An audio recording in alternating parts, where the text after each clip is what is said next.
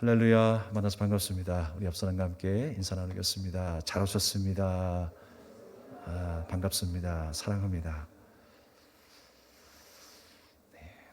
오늘도 동일한 주님의 크신 은혜가 여러분 위에 임하기를 주님의 이름으로 축복합니다. 참 기쁨을 회복한 잔치집이라는 제목으로 함께 말씀의 은혜를 나누겠습니다. 그저께 일본의 도쿄에서 올림픽이 개막되었죠.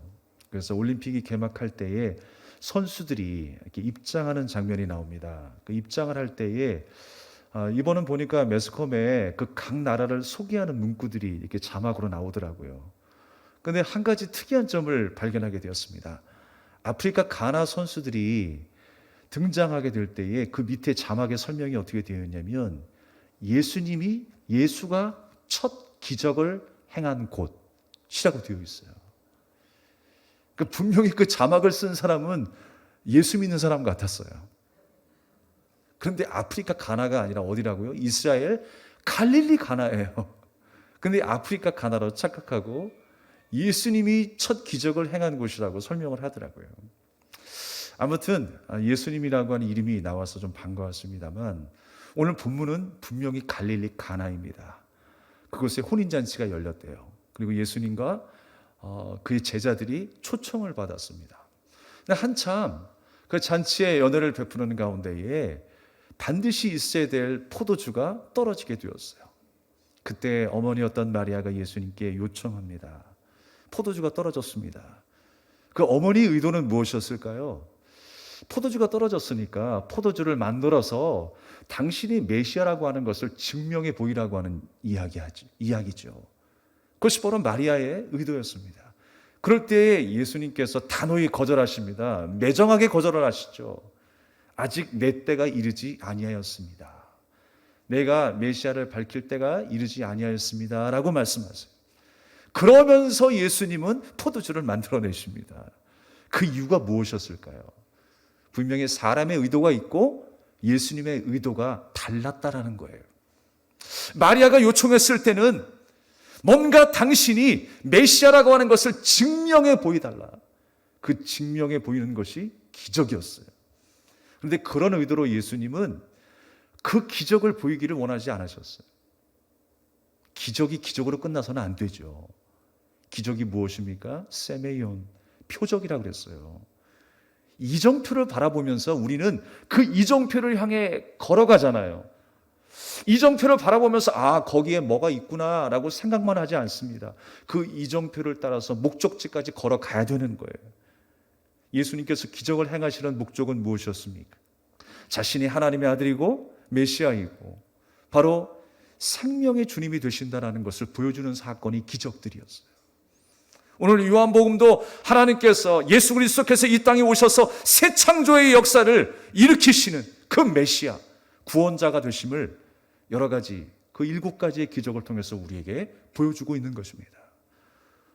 오늘 포도주가 떨어진 그 잔치집, 유대인 사회에서 포도주가 떨어졌다라고 하는 의미는요, 잔치가 이제 끝났다라고 하는 의미예요. 더 나아가서 기쁨이 끊어졌다라고 하는 것입니다. 더 이상 볼 게 없다라는 거예요. 그런데 여러분, 그때 예수 그리스도께서 명령하시죠. 돌 항아리에 물을 채우라. 아구까지 채우라. 6 빈 항아리에 물을 채웁니다. 그리고 예수님께서 놀라운 기적을 베푸셨어요. 맹물이 포도주가 되는 역사가 나타났습니다. 그 이전보다 더 맛있는 포도주가 만들어졌어요. 그래서 많은 사람들이 함께 그 기쁨의 잔치를 이어갑니다. 특별히 오늘 본문의 말씀에 사흘째 되던 날이라고 말씀이 시작을 해요. 왜 갑자기 뜬금없이 사흘째 되던 날이 등장할까요? 우리가 보통 결혼식, 어떤 좋은 날을 선택할 때에 길일이라고 하죠. 좋은 날, 손 없는 날. 그렇게 이야기를 하는데 유대인들에게 있어서 생각할 때 가장 좋은 날이 언제였는가라고 생각할 때 바로 사흘 되던 날이었어요. 그 사흘 되던 날이라고 하는 것은요, 우리가 숫자를 말할 때의 기수와 서수를 말하지 않습니까? 기수는 그냥 하나, 둘, 셋, 이 기수예요. 그런데 서수는 뭐냐면 첫 번째, 두 번째, 세 번째. 그러니까 오늘 사흘 되던 날이라고 해서 이 사흘이라고 하는 숫자는요, 서수에 해당하는 거예요. 첫 번째, 두 번째, 세 번째 날이라고 하는 의미예요. 그래서 이 말씀은요, 하나님께서 이 땅을 창조하셨을 때 창조의 역사와 관련이 있어요. 하나님께서 셋째 날에 무엇을 만드셨습니까? 어떤 일을 행하셨습니까? 물을 모으셔서 바다를 만드셨어요. 그리고 묻이 드러나게 하셨어요. 그게 바로 셋째 날 일어나는 역사였어요. 창세기의 말씀이, 모세오경의 말씀이 광야를 지나고 있었던, 홍해를 건넜던 그 이스라엘 백성들에게 주어진 말씀이잖아요. 이스라엘 백성들에게 있어서 이 셋째 날의 기쁨은요, 엄청난 기쁨인 거예요. 그래서 가장 좋은 날을 선택할 때 셋째 날로 이렇게 선택하게 되는 거예요. 그래서 셋째 날에 결혼식을 많이 하는 풍습이 있었다고 합니다. 모르겠습니다. 우리나라하고 연관이 있는지 모르겠지만 셋째 딸은 물어보지도 않고 결혼한다고 이야기하는데 그냥 하는 소리인지 모르겠습니다만 어쨌든 셋째 날이 특별한 의미가 있었다는 거예요. 그래서 셋째 날 그때 혼인잔치가 일어나게 된 거예요. 히브리 의대에서 공부하신 류모세 선교사님의 그 말에 의하면요, 유대인의 결혼 풍습이 있다고 합니다. 유대인의 결혼 그 특별한 풍습은 어떤 풍습이 있냐면, 한 남자가 여자에게 반했을 때 그 남자가 집으로 돌아가서 아버지를 설득한대요. 그래서 잔치를 벌일 수 있도록 비용을 탄다고 합니다. 그리고 그 비용을 가지고 신부 집에 가서 친구들을 모으고 동네 사람들을 모으고 일가 친척들과 함께 엄청난 잔치를 벌인다라는 거예요. 무려 일주일 동안 잔치를 벌여요. 그리고 마지막 날에 행하는 의식이 하나가 있었어요. 포도주를 준비해서 처녀 앞에 갖다 줍니다. 그래서 그 처녀가 그 포도주를 마시면 이 신랑을 받아들인다라고 하는 의미가 되는 거예요. 그랬을 때 여러분, 이 신랑이 얼마나 기쁘겠습니까? 덩실덩실 춤을 추며 아버지 집으로 돌아가는 거예요. 그렇게 해서 그 이후에 정혼이라고 하는 것이 이루어지는 겁니다. 정혼. 그래서 신랑이 돌아가서 하는 일이 뭐냐? 신랑은 돌아가서 이제 앞으로 아내와 살 처소를 예비하는 거예요. 그게 바로 신랑의 의무였어요. 그러면 신부는 뭐 하는 거예요? 그 신랑이 오기만을 기다리는 거예요. 여러분, 이 이야기가 마치 예수님과 나에 대해서 말씀하고 있는 것 같지 않아요? 주님께서 이 땅에 나를 신부 삼아 주시기 위해서 오셨어요. 잔치를 벌여주시기 위해서 오셨어요. 그리고 그 잔치를 통해서 잃어버렸던 기쁨과 끊어졌던 생명을 이어주시기 위해서 예수님께서 오신 줄로 믿습니다. 내가 죽어야 했던 그 죽음의 현장에 예수 그리스도께서 죽으심으로 말미암아 내가 그 피를 먹을 때에, 그 은혜를 우리가 받게 될 때에 우리는 끊어졌던 기쁨을 회복하게 된 줄로 믿습니다. 그것이 바로 잔치 가운데에 물이 포도주로 변한 역사의 의미였던 거예요. 예수님께서 그냥 물을 포도주로 만들어서 내가 영웅이다라고 말씀하시는 것이 아니라 바로 오직 예수님의 보혈만이 나를 구원할 수 있다라고 하는 것을 분명하게 기적을 통해 우리에게 말씀하고 있는 줄로 믿습니다.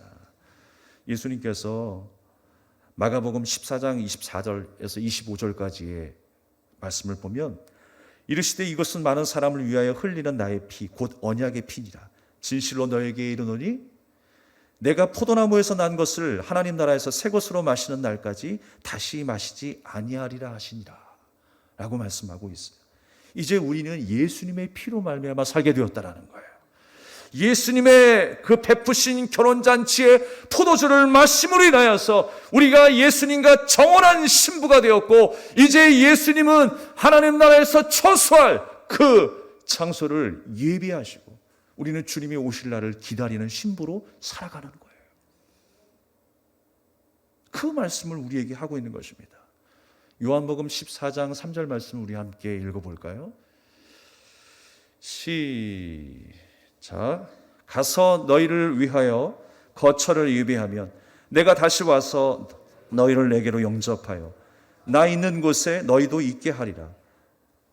아멘. 바로 하늘에 계신 예수님은 우리와 함께 살 처소를 예비하고 계시는 거예요. 그리고 우리는 주님의 신부가 되어서 주님이 오실 날을 기대하며 기다리는 것입니다. 포도주는 흥을 돋구는 일을 했습니다. 기쁨이 그 안에 가득했습니다. 죄가 이 땅에 들어오기 전에 하나님과 함께 연합하여 살았던 아담과 하와의 삶은 기쁨으로 충만했어요. 그러나 죄 때문에 모든 것이 끊어졌습니다. 바로 예수님이 그 기쁨을 회복시키기 위해서 이 땅에 오시는 거예요. 우리가 지금 기쁨을 잃어버리고 살아갑니까? 잔칫집에 포도주가 끊어진 것처럼 우리의 삶 가운데에 은혜가 끊기고 소망이 끊기고 비전이 끊긴 인생으로 살아갑니까? 주님께서는 이미 우리 안에 많은 일들을 예비하고 계세요. 근데 문제는 뭐냐면 그 기쁨과 은혜가 우리 안에 있음에도 불구하고 우리가 그 은혜를 누리며 살지 못한다는 거예요. 여전히 옛사람을 생각하고 이 땅의 것을 생각하고 하나님의 말씀에 온데간데 없고 세상의 말에 더 귀를 기울이는 우리의 삶의 모습은 아닌지 다시 한번 깨닫는 오늘 이 시간이 되기를 주님의 이름으로 축원합니다. 예수님께서 요한복음의 말씀을 통해서 우리에게 분명하게 가르쳐 주시는 것은 예수님이 하나님의 아들이시고 우리의 구원자이심을 말씀하고 있습니다. 수많은 기적을 통해서 예수님이 바로 그 주인공이시라는 것, 생명의 주인공, 바로 생명의 떡, 생명의 생수가 되심을 우리에게 말씀하고 있는 것입니다. 그래서 오직 예수 그리스도로 인하여 우리가 새롭게 된다는 것, 그 새 창조의 역사를 요한복음을 통해서 말씀하고 있는 것입니다. 마리아는요, 예수님께서 메시아됨을 한번 증명해 보라고 그렇게 요청을 했습니다. 그러나 예수님은 그때가 아직 아닙니다. 내가 메시아임을 증명할 때가 아닙니다. 여자여 나와 무슨 상관이 있습니까? 라고 이야기를 해요.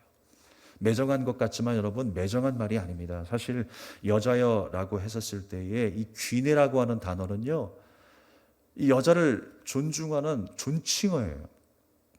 그런데 왜 그런 말들을 굳이 예수님께서 쓰셨냐면 어머님에도 불구하고 왜 이렇게 존칭어를 쓰고 왜 낯선 사람 대하듯이 이렇게 말씀하셨냐면 그 이유는 바로 여기에 있습니다.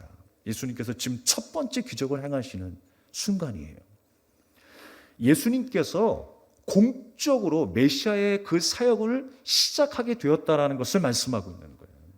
그러니까 어머니를 대하는 거나 일반 사람들을 대하는 거나 지금 똑같은 상황 속에서 메시아의 입장에서 지금 사람들을 대하고 있는 거예요. 주님께서 지금 이제 공적인 그 구원의 사역을 시작했다라고 하는 것을 지금 어머니와의 대화 속에서 보여주고 있는 것입니다. 그런데 마리아의 요구는 뭐였어요? 사람의 의도에 불과했습니다. 기적이라도 일으켜서 당신이 메시아임을 증명해 봐라 라고 하는 거였습니다. 그런데 예수님은 아니다라고 하는 거예요. 그러면서도 예수님은 포도주를 만들어내십니다. 아예 어차피 만들어내실 거 왜 거절을 하실까? 라고 생각하지만 분명한 것은 사람의 의도로 만들어내는 것이 아니라 하나님의 의도로 포도주가 만들어진다라는 것을 말씀하고 싶었던 거예요. 우리가 기적만 바라보면 사람의 의도에 불과합니다. 그러나 그 기적을 통해서 하나님의 의도를 깨달으면 그는 정말 제대로 된 그 기적을 맛보는 거예요. 기적을 통해서 예수님을 만나야 되는 거죠. 기적을 통해서 생명의 주인공이 바로 예수님이심을 깨닫게 되는 것이죠.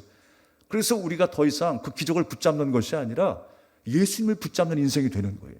그 생명의 삶을 붙잡는 인생으로 그 영원한 생명을 허락하신 그 하나님의 은혜를 감사하고 또 주님이 오실 날을 기대하고 기다리게 되는 거예요. 거기에서 예수님과 마리아의 의도가 달랐다라는 것입니다. 우리가 하나님의 살아계심을 나타내고 증명하고 싶어 하죠. 근데 보통 우리가 내가 잘 되는 것을 통해서 하나님의 살아계심을 증명하길 원해요. 내가 사업에 성공해서 멋들어지게 친척들 앞에 나타나가지고 이거 봐라! 예수 믿고 내가 신앙생활 했더니 이렇게 하나님께서 축복하셨다! 라고 자랑하고 싶어요.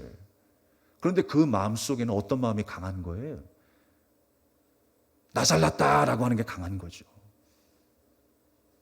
결국 그 속을 들여다보면 하나님의 영광이 아니라 결국은 나의 만족과 나의 유익에 불과했다라는 거예요. 하나님의 영광이 무엇입니까, 여러분? 하나님의 능력과 하나님의 성품을 드러내는 것이 하나님의 영광이에요. 내가 가진 것이 아무것도 없다 할지라도 하나님의 마음이 나의 마음이 되고 예수님의 비전이 나의 비전이 되는 것이 하나님의 영광이 드러나는 삶이에요. 우리가 그 중심을 가지고 하나님이 나를 그렇게 사용하셔서 하나님의 나라를 이루어 가시는 것, 그것이 바로 하나님의 역사이지, 내가 주관해서 내가 의도해서 내가 기뻐하는 것으로 채우는 것이 하나님의 영광이 아니라는 겁니다. 허울 좋은 하나님의 영광이 아니라 진짜 하나님의 영광이 우리의 삶에 나타날 수 있기를 소망하는 저와 여러분 되기를 주님의 이름으로 축복합니다. 그래서 우리가 뭔가를 보여주고 싶어요. 예전에 코미디언 이주일도 뭔가 보여드리겠습니다. 아무것도 없는데 또 속아서 넘어가잖아요. 뭔가 보여드린다네 보여줄 게 없어. 보여주려고 하는 것 여러분 너무나 많은 관심을 갖게 하지만 우리가 보여줄 것이 무엇입니까? 내가 잘 되는 것을 통해서 하나님의 살아계심을 증명한다? 우리가 좀 주님 앞에 솔직해져야겠습니다. 나를 위한 일이 아닌가라는 것을 다시 한번 생각하고 나를 자랑하고 내가 잘 되고 싶은 마음에서 나온 마음이 아니라 정말 하나님의 관점에서 하나님의 의도와 하나님의 마음이 내 삶 속에 드러나는 영광된 삶이 되어야 함을 기억하시기 바랍니다. 오늘 주님이 거절하셨던 것처럼 주님이 기뻐하시는 일이 있어요. 지금 마리아의 의도는 주님이 기뻐하시는 내용이 아니었다라는 거예요. 주님이 기뻐하신 일이 아니면 우리는 거절당할 수밖에 없는 것입니다. 냉정하리만큼 나와 상관이 없다라고 주님 말씀하십니다. 우리의 기도가 어떤 기도가 되어야 될까요? 우리의 요청이 어떤 요청이 되어야 할까요? 주님의 은혜와 긍휼을 구하는 요청이 되어야 합니다. 주님, 나는 할 수 없습니다. 그러나 주님의 도우심이 필요합니다. 주님의 은혜가 필요합니다. 우리에게 임하여 주시옵소서. 우리에게 역사해달라고 간절히 구하는 긍휼을 구하는 기도가 되어야 한다는 거예요. 예수님께서 많은 제자들에게 무리들에게 말씀하시죠.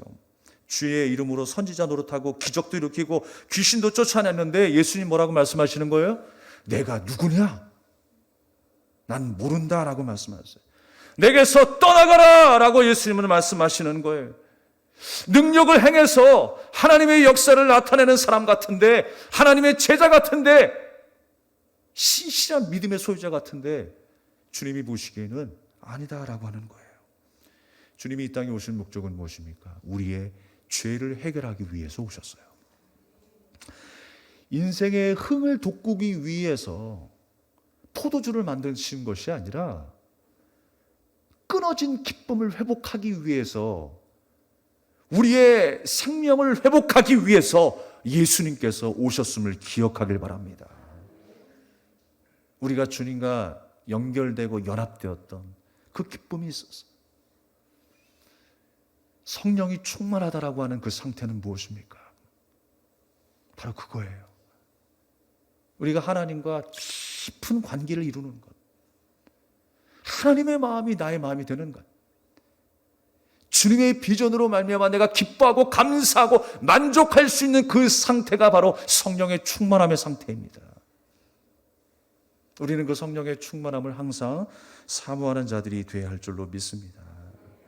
좋은 강연이나 듣고 마음의 휴식을 얻기 위해서 교회에 나오는 게 아니죠. 어떤 사람은 마음의 안식을 얻기 위해서 교회에 나오는 거래요. 마음의 안식은요, 어디서나 다 찾을 수 있어요. 교회에 나오는 이유가 무엇입니까? 나의 도움이 주님이심을 알고 또 내 인생의 영원한 문제를 해결하실 분이 주님이심을 알기에 우리가 믿고 맡기는 거예요.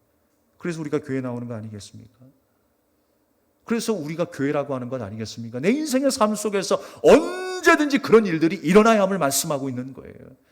내 주인이 주님이심을 알고 내 목자가 주님이심을 알고 내 인생의 영원한 문제를 해결하실 분이 바로 예수 그리스도이시다. 날마다 그렇게 고백하며 살아가는 곳이 교회입니다. 바로 우리의 삶이 그렇게 돼야 할 줄로 믿습니다. 아이가 성장을 하게 되면요, 그렇습니다. 엄마 젖을 먹다가 이유식을 먹다가 밥을 먹게 돼요. 내가 원하는 것을 항상 구하죠.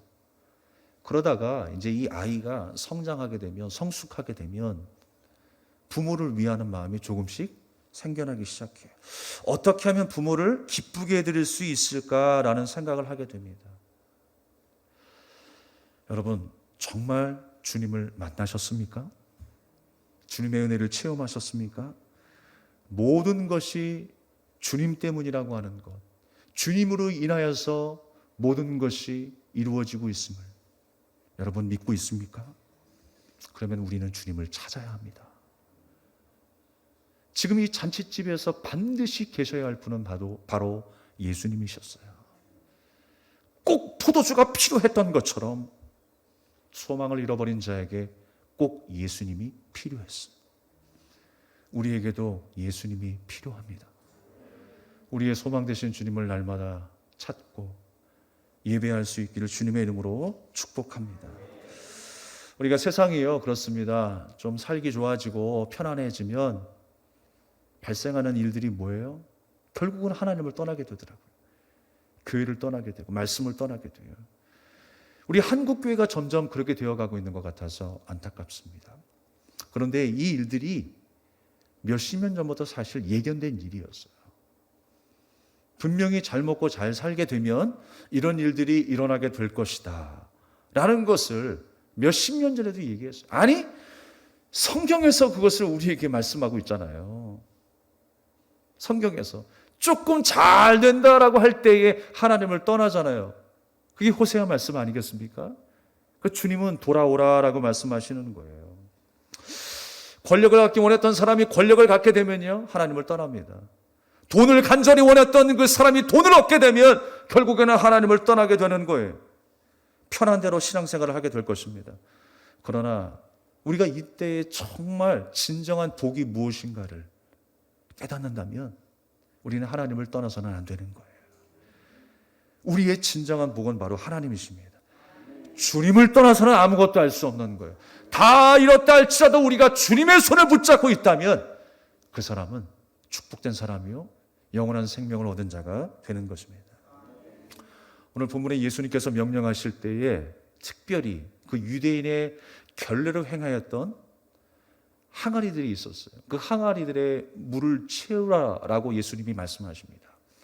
유대인의 결례가 뭐였냐면요, 그들은 식사할 때 항상 손을, 발을 씻었습니다. 정결하게, 아니면 정결의식이었어요. 그리고 어디 나갔다 와도 항상 손발을 씻는 그런 전통이 있었습니다.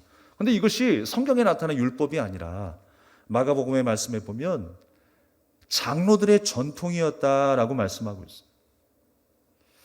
근데 문제는 뭐냐면 항상 그렇게 청결하게 살 것을 강조하고 중요하게 생각했었던 그 유대인들의 그 정결 항아리 속에 물이 채워져 있지 않았다는 거예요. 그게 문제였어요. 그들이 그렇게 정결을 강조하고 율법을 강조하고 그 의식을 강조하며 살아가고 있었는데 정작 그 안을 들여다보니까 비어 있었다라고 하는 거예요. 화려한 신앙생활 속에 우리가 뭔가를 열심히 하고 있는 것처럼 그렇게 살아가고 있는데 그 속을 들여다보니까 속 빈 강정처럼 아무것도 채워져 있는 것이 없었다라고 하는 것입니다. 사랑하는 여러분, 우리 마음의 항아리 속에 무엇을 채워야 할까요? 하나님의 은혜와 사랑으로 채워야 할 줄 믿습니다. 형식만 남은 항아리가 되어서는 안 된다는 거예요. 그 비어있는 삶 속에 예수님께서 아구까지 채우라라고 말씀하고 있어요. 너희들의 그 형식적인 신앙생활 이제 청산해야 될 것을 예수님은 말씀하고 있어요. 예수님이 그 잔치 현장에 나타나신 이유는 다른 것이 아니었어요. 그들의 삶을 회복시키기 위함이었습니다. 그들의 신앙을 회복시키기 위해서 예수님께서 물을 포도주로 만든 사건을 일으키신 거예요. 제가 예전에 그 친구 한 명 중에요, 늘 항상 심각한 표정을 짓는 친구 한 명이 있었습니다. 그러니까 그 친구 옆에 있으면 같이 또 인상을 쓰게 돼요. 또 좋은 거는 또 빨리 전염이 안 되는데 나쁜 것도 금방 전염이 되더라고요. 그 주위 사람들이 늘 불편함을 느끼면서도 감히 뭐라고 할 사람이 없었습니다.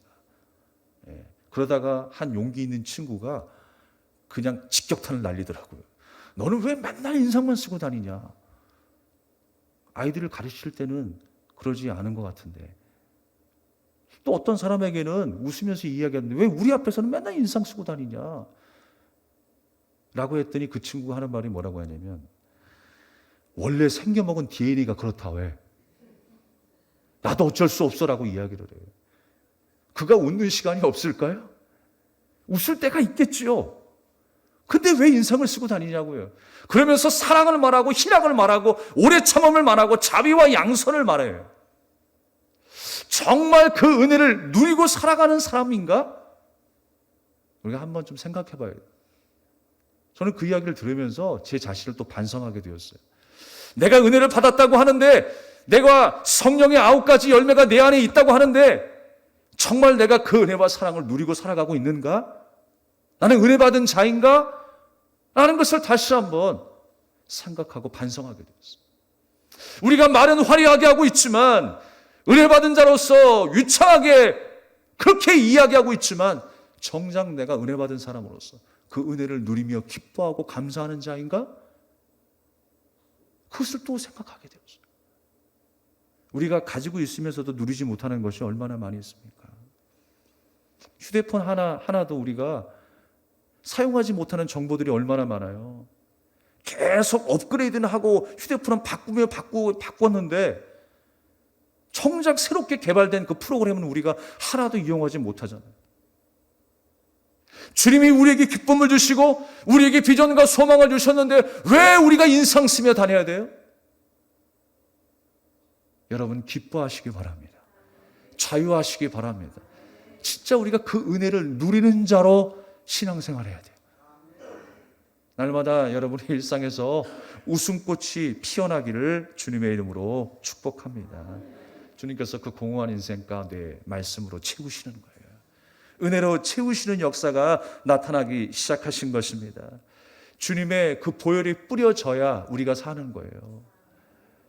그 혼인잔치의 마지막 날에 그 포도주를 마셨을 때에 그 신랑을 받아들이게 되는 것처럼 바로 예수 그리스도의 십자가의 은혜의 사건을 우리가 믿음으로 고백하고 받아들이게 될 때 우리는 영원한 생명을 얻은 주님의 나라의 백성으로 살아가게 된다라고 하는 것입니다. 요한복음을 통해 창조의 역사, 새 창조의 역사가 예수님을 통해서 다시금 일어나게 된 것처럼 하마터면 파토가 낼 그 잔치가 다시금 회복되어 다시 한번 많은 사람들이 기쁨을 누리게 된 것처럼 우리의 삶 가운데서도 다시 한번 주님께서 기쁨을 회복해 하실 줄로 믿습니다.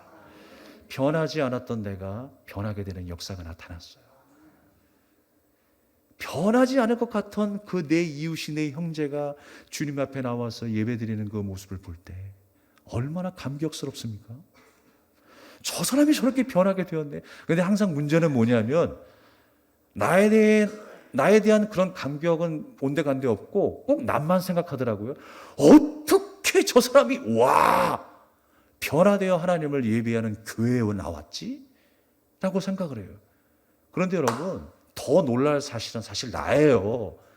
그렇게 강팍하고 그렇게 하나님을 부정했던 내가, 세상적이었던 내가 주님의 자녀가 되고 하나님 앞에 나와서 내가 예배를 드린다. 이야, 놀랄 일이다. 함께 따라하겠습니다. 이야, 놀랄 일이다. 그러면서 여러분 좀 민망하겠지만 옆 사람과 좀 인사를 나눴으면 좋겠습니다. 와, 제가 여기 있을 줄 몰랐습니다. 시작. 자, 인사를 한 번 더 하겠는데요. 이제는 와, 당신이 여기 있을 줄 몰랐습니다. 시작. 감격할 일인 거예요. 놀랄 노자예요. 있을 수 없는 일이 일어난 거예요. 물이 포도주가 되었다. 있을 수 없는 일이었어요. 내가 주님의 자녀가 되었다. 있을 수 없는 일이었어요. 내가 하나님을 예배하고 하나님을 찬양하며 내 입술로 우리 구원자 예수님을 고백하게 된 것. 있을 수 없는 일이었어요. 그런데 주님께서 가능하게 하셨어요. 그리고 세상에 줄 수 없는 그 기쁨과 평안함을 누리게 하셨어요. 여러분, 성경 안에 나타나는 이 기쁨이라고 하는 단어, 평안이라고 하는 단어는요, 사람에게 쓰이는 말이 아니에요. 하나님께만 해당하는 말이에요. 사람이 주는 기쁨이 아니라, 평화가 아니라 바로 하나님이 주시는 기쁨과 평안함이 있다라는 거예요. 바로 그 기쁨이 우리에게 임했다라고 주님은 말씀하고 있는 것입니다. 우리가 그것 때문에 사는 거예요. 그것 때문에 죽음이 내 목전에 와도 우리는 살아갈 수 있는 거예요. 믿음으로 승리하는 한 주가 될 수 있기를 바라겠습니다. 빌립보서 4장 6절에서 7절의 말씀 우리가 한번 좀 읽어보겠습니다. 시작. 아무것도 염려하지 말고 다만 모든 일에 기도와 간구로 너희 구할 것을 감사함으로 하나님께 아뢰라. 그리하면 모든 지각에 뛰어난 하나님의 평강이 그리스도 예수 안에서 너희 마음과 생각을 지키시리라. 할렐루야. 아멘. 모든 지각에 뛰어난, 지각이 무엇입니까? 우리의 생각, 세상의 생각들이, 그 생각을 뛰어넘는 기쁨이라는 거예요. 우리가 생각하는 기쁨은요, 너무 제한적이에요. 먹을 때 기쁘고, 입을 때 기쁘고, 쇼핑할 때 기쁘고. 그런데 그 모든 것을 뛰어넘는 하나님이 주시는 기쁨이 있다라는 거예요. 그것이 바로 가나 혼인잔치에 임한 예수님의 축복인 줄로 믿습니다. 십자가 사건을 통해서 우리에게 보여주신 예수님의 축복인 줄로 믿습니다. 그 은혜의 보혈의 피가, 그 포도주가 우리 가운데 부어져야 한다는 거예요. 그리고 그것을 마시는 자마다 영원한 생명을 얻게 되는 기적이 일어나는 거예요. 우리의 생각을 뛰어넘는 기적을 우리에게 주님께서 선물로 주신 것입니다. 느헤미야는요, 말씀했어요. 여호와를 기뻐하는 것이 우리의 힘이다. 여러분의 힘은 무엇입니까? 세상 많은 사람들이 이것이 나의 힘이다라고 하고 생각하는 많은 것들이 있습니다. 그런데 믿는 자들의 힘은 무엇이냐? 여호와 하나님을 기뻐하는 거예요. 주님 한 분만으로 만족하는 거예요. 무화과 나무고 잎이 마르고 포도 열매가 없고 외양간에 송아지가 없어도 난 여호와 하나님으로 인하여 즐거워하겠다라는 그 하박국 선지자의 고백처럼, 여러분, 선지자의 이 고백이라고 하는 것은요, 선포라고 하는 것은 목숨 걸고 전하는 거예요. 목숨 걸고. 여호와를 기뻐하는 것이 우리의 힘이다. 자기의 목숨을 걸고 그 말씀을 선포하는 거예요. 주님만으로 우리가 기뻐할 수 있고 만족할 수 있음을 성경은 우리에게 말씀하고 있는 것입니다. 이 역사가 나타나기 전에 예수님께서 말씀하셨을 때 이 마리아가 그 말이 변합니다. 3절의 말씀에는 자기의 의도대로 요청을 했지만 예수님께서 그렇게 말씀하시니까 마리아가 뭐라고 그래요? 5절 말씀에 그대로 하라. 이제 자기의 의도를 내려놓고 예수님의 의도대로 이루어지기를 원했어요. 우리의 인생이 내 주권을 예수님께 이양할 수 있는 삶이 되어야 됩니다. 주님이 하고 싶은 대로 하십시오. 주님이 말씀하시면 순종하겠습니다. 그대로 행하게 되었을 때에 그 물이 포도주가 된 거예요. 하나님은요, 우리 안에 오셔서 그렇게 영광을 드러내기를 원하세요. 하나님의 능력과 성품이 우리의 삶 가운데 나타나기를 원하세요. 그것이 하나님의 영광이라고 했죠. 허울 좋은 모습이 아니라 하나님의 마음이 우리 마음 가운데 그대로 전달되고 우리의 삶 가운데 그대로 꽃 피우는 것이, 그게 하나님의 영광이에요. 그 영광이 한 주간 내내 여러분의 삶 속에 나타날 수 있기를 주님의 이름으로 축복합니다. 정말 기뻐하기 힘든 이때에 더욱 주님을 깊이 만나시길 바라겠습니다. 그래서 주님께서 우리를 새롭게 변화시키시는 그 새 창조의 역사를 다시 한번 경험할 수 있는 한 주가 되길 바랍니다. 그래서 주님으로 인하여 새롭게 되고 주님으로 인하여 기쁨으로 충만하게 되고 그렇게 세미한 하나님의 말씀을 듣고 확신하는 가운데에 이 고난을 넉넉히 이겨내기를 주님의 이름으로 축원합니다. 우리가 함께 이 찬양을 드리겠습니다. 우리가 참 어려움이 임할 때 평범했던 우리의 일상이 기적이었다는 걸 다시 한번 깨닫게 됩니다. 누려왔던 것, 지나왔던, 또 걸어왔던 모든 순간들이 하나님의 은혜였음을 깨닫습니다. 다시 한번 주님의 은혜를 사모하며 이 찬양을 기도하는 마음으로 드리겠습니다.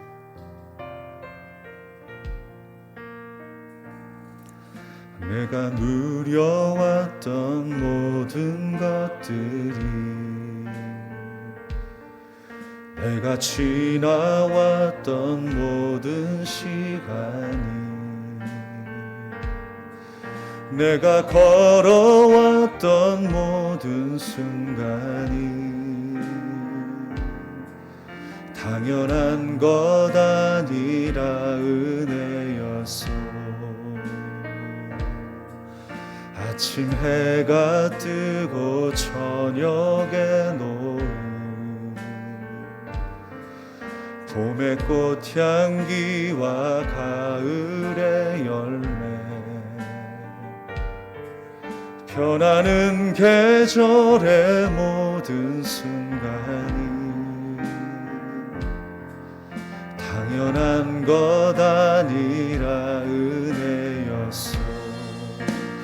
모든 것이 은혜,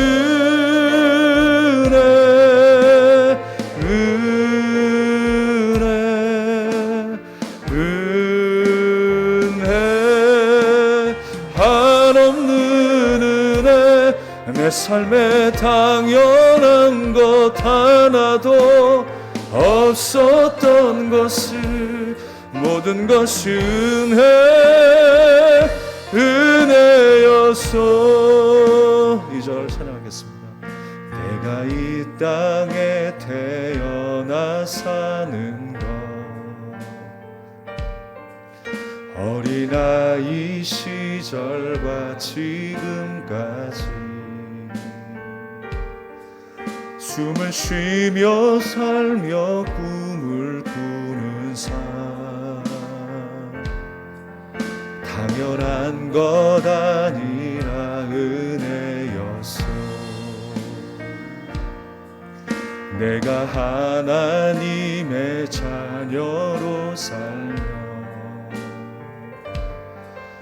오늘 찬양하고 예배하는 삶, 복음을 전할 수 있는 축복이 당연한 것 아니라 은혜였어. 모든 것이 은혜,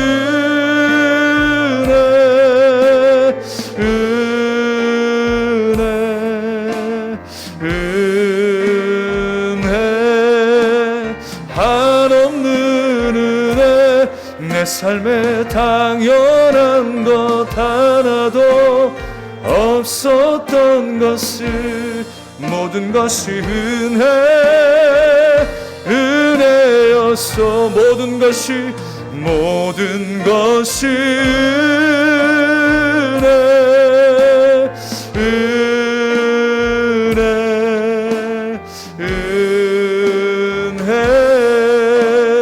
한없는 은혜. 내 삶에 당연한 것 하나도 없었던 것을, 모든 것이 은혜요. 다시 한번 모든 것이 은혜,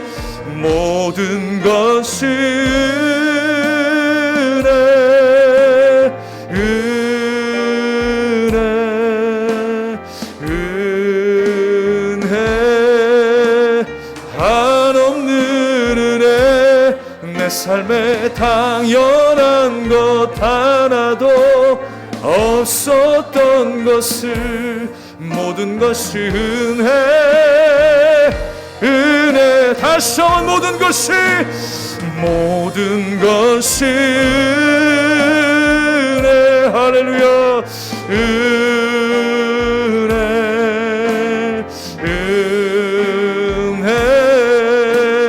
한없는 은혜. 내 삶에 당연한 것 하나도 없었던 것을, 모든 것이 은혜였어.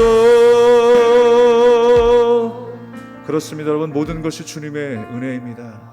주님은 이 땅에 우리의 흥을 돋구기 위해서 오신 분이 아닙니다. 우리 영원한 문제, 그 죄의 문제를 해결하기 위해 오신 해결하러 오신 예수님이십니다. 메시아이십니다. 하나님, 우리의 근본적인 문제가 무엇입니까? 우리의 근본적인 목마름이 무엇입니까? 해결해야 될 부분이 무엇입니까? 하나님, 우리가 주님 만나기 원합니다. 주님, 우리에게 말씀하여 주시옵소서. 우리가 해결할 수 없는 것, 이 세상에서 찾을 수 없는 그 기쁨, 주님을 만남으로 해결되게 하여 주시옵소서. 온전하고 회복되는 우리의 삶이 되게 해달라고 우리 간절한 마음으로 기도하겠습니다. 하나님 아버지, 은혜를 감사드립니다.